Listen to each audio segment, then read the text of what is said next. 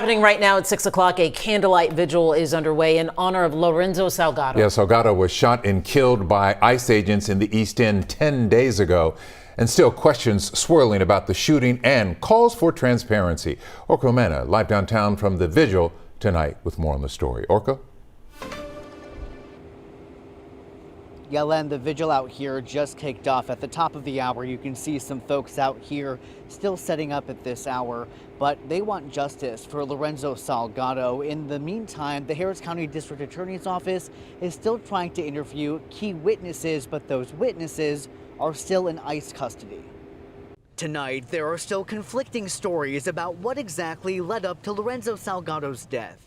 He was shot by an ICE agent July 7th while driving 3 other men in this white van. Salgado was not the intended target, but DHS claims Salgado tried to run ICE agents over, which led to the shooting. The U.S. Attorney for the Southern District of Texas saying this just last night. Preliminary information indicates the driver shifted the van into reverse, then forward again, while an officer was partially inside the van or immediately next to it. But Harris County District Attorney Sean Teare, who's doing an independent investigation into the shooting, tells me the 3 passengers are his most important witnesses.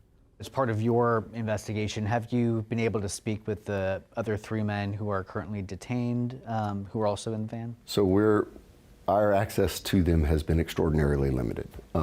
What we are efforting, what we hope to be able to do is to speak to them in a really robust way pretty soon. But it's unclear if and when that will happen, since those men are being detained at an ICE facility in Conroe. Here's KHOU 11 legal analyst Carmen Rowe. How does that process usually work? So generally speaking, no law enforcement agency, including in this case the district attorney's office, is permitted to interview or to visit a detainee in ICE custody without the express permission of ICE. But the DA says he still hasn't heard from ICE or DHS at all. Ruby Powers, the attorney for Victor Salgado, Lorenzo Salgado's brother, sent me a statement saying, quote, "We have been in communication with the DA's office and have a meeting planned, but whatever information he would get through counsel would be much limited in scope, significantly limited in scope, versus being able to actually sit down,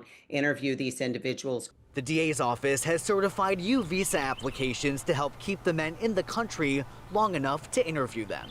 They're critical to getting to what actually happened out there. I asked the DA's office if they'll pursue legal action if they keep getting denied access to those witnesses. I'm told that they don't know that right now. They're just taking things one step at a time. Reporting live downtown tonight, Orko Mena, KHOU 11 News.